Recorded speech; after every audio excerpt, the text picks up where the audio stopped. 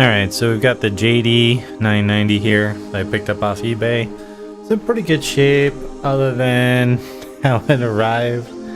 Originally when it arrived, the power button here was actually inside the chassis. I thought it was missing actually, which is not good. But the obvious thing, and it's probably hard to see from that angle, but let me turn this down. You can see the rack ears are pretty bent. So we're going to take this thing apart. I'm going to take it into the garage and I'm going to see if I can fix it. So let's get a screwdriver. As Marcus Fuller would say, screwdriver time. Alright, so there's a few spots where there's screws. We got some screws on the side. 3 here, 1 here. That's on both sides. And then there's some screws in the back. We'll get the case cover off. Then we'll take this front panel off and we're gonna try and straighten these rack ears out in the garage with one of my vices and see if I can get this to look halfway decent.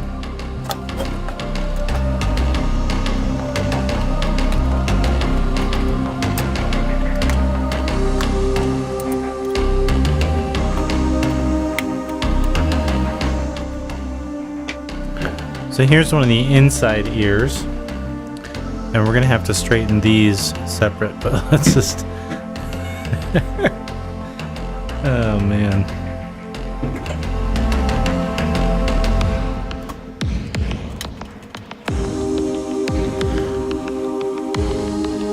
I'm gonna keep these screws grouped, so hopefully I can remember what goes where when we come back up here and put it back together.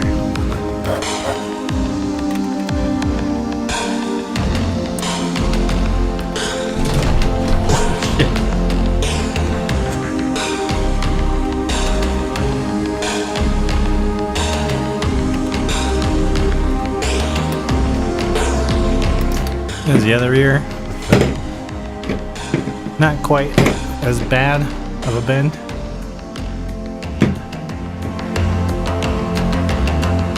Alright, so then we'll start taking apart the back. And for those who are curious, we've got screws here, 3 across the top, and then 1 again on the other side over there, the far side where the power connector is. So I'll get these off.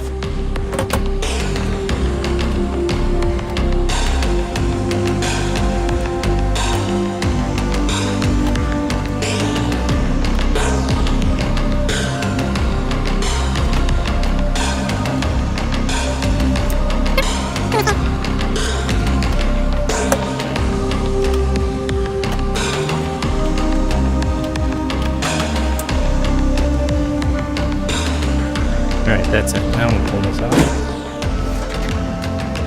Wow. Cool.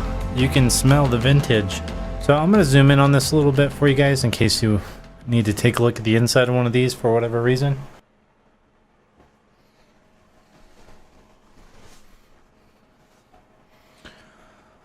So of course, power supply, we have a disconnected cable. This actually goes to the MIDI light that's on the front here. This I can just reattach, not a big deal. Not sure of everything that I'm looking at in here, but there's a good kind of close up of most of it. Obviously there's the internal battery.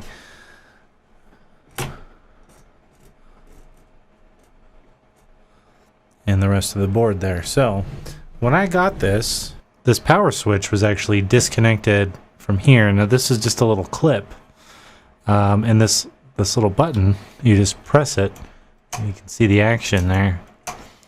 But that was actually just rummaging around in here loose when I got it.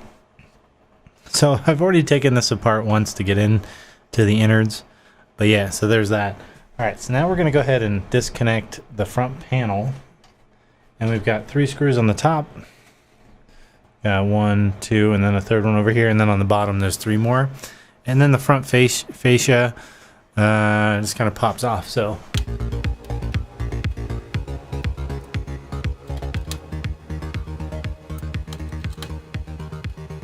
we've got those. I'm going to stand it up on its ass end here.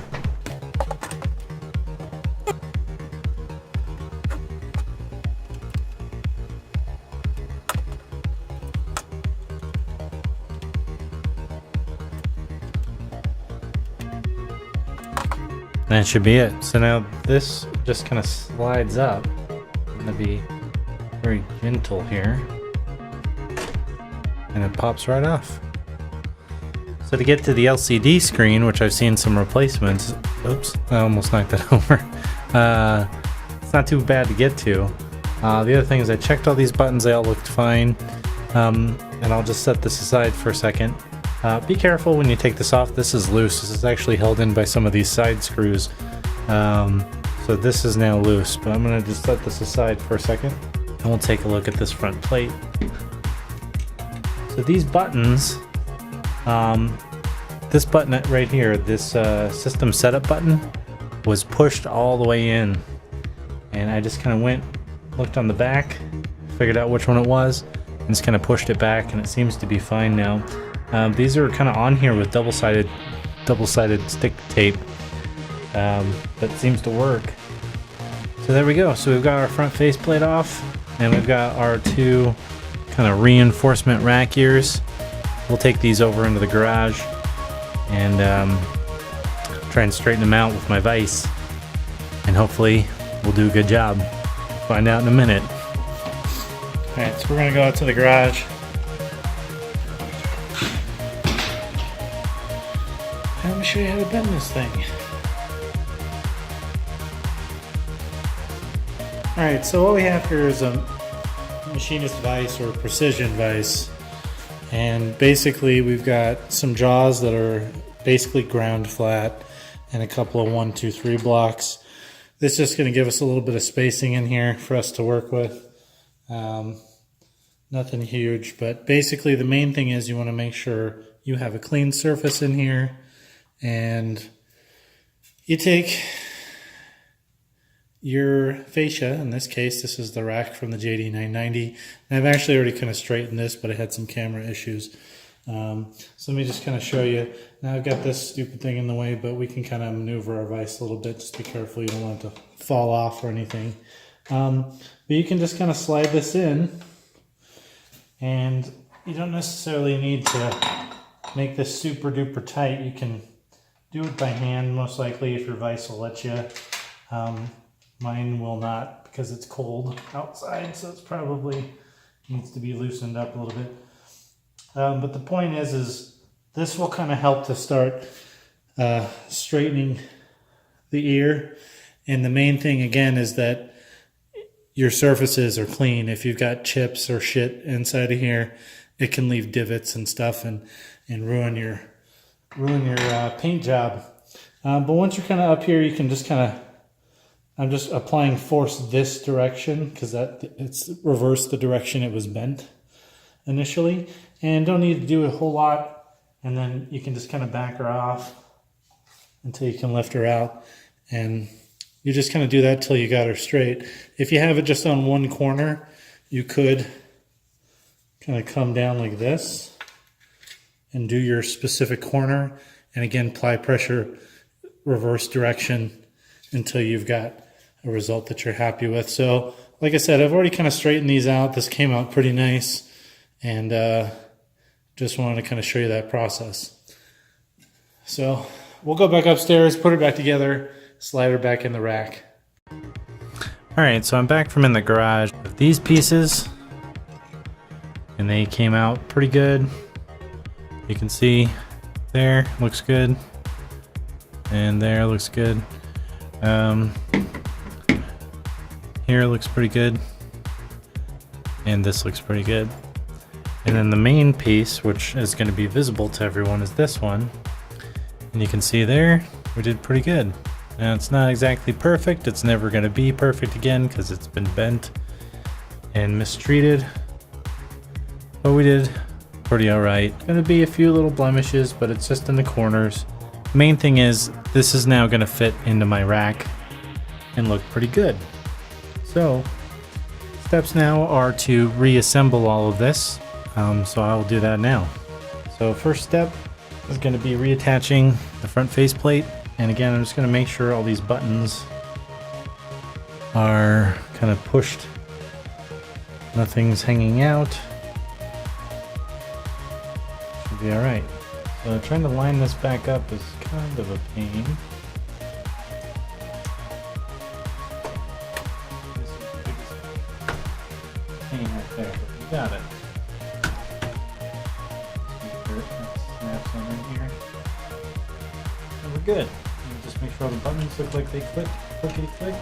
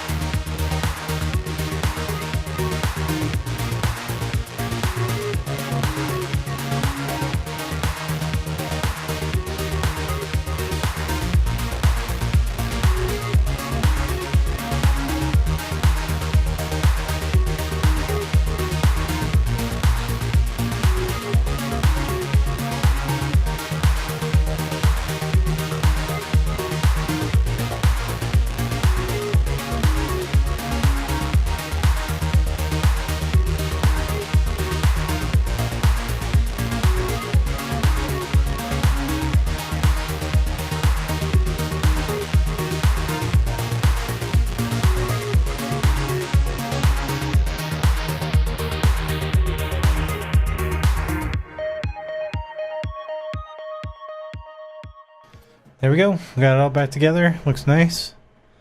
Little gaps here, but you know, once we get this in the rack, those will squeeze shut, I'm pretty sure. Little missing paint here, but shit, I can't complain. This looks pretty good, a lot better than it was when I got it. So let's put it in the rack and see how it looks. All right, ladies and gentlemen, look at this guy installed in the rack. It looks nice and pretty. It is nice and straight. And I do want to point out, I actually have had this repaired for probably a couple of weeks, actually. And when I went to finally try and complete this video, I powered this up, and the backlight is dead on this panel. Now, I can still read the lettering on here. Have done some searching, and thanks to some help by some other folks on the channel, you know, talking about this. It's either the screen or a resistor. Well, I have an update on that, actually. I did order a replacement screen. There's a guy in the UK that makes a custom screen for this. This actual screen is not made anymore. So your options, if you have a dead one, are get a different JD-990 with a working screen, or order this particular screen from a gentleman in the UK. It is a little expensive, but I actually did not pay very much for this JD-990 at all.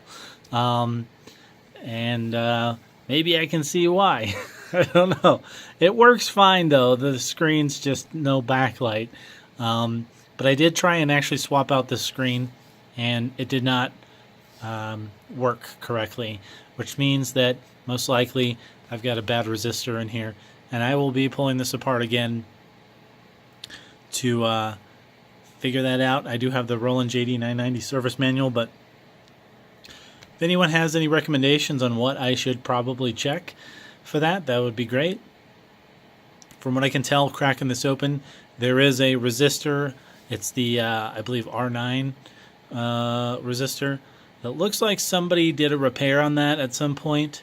And that goes to the VO pin on the LCD screen, through the connector into the pin from the main board. I think that might be our culprit.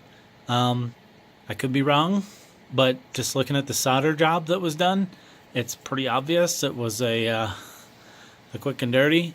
So I may start by replacing that particular resistor. I'm not super experienced with troubleshooting circuits in electronics. I do have a multimeter and some other things, but I'm not experienced enough to really know what I need to be checking. So if anyone has any suggestions, let me know. I would love to get this fixed and actually utilize the new screen. Most likely I fixed whatever's going on here, and this screen will probably work, but I think I'm going to swap this out anyway with the replacement because it looks a little more like this with a black background and a white kind of font text on there. So I think I want to go that route anyways. But anyway, this is the rack ear repair. You can see this looks pretty good in the rack. You can't even tell. It's Marshall. Thanks for tuning in. I'll talk to you guys soon. Bye.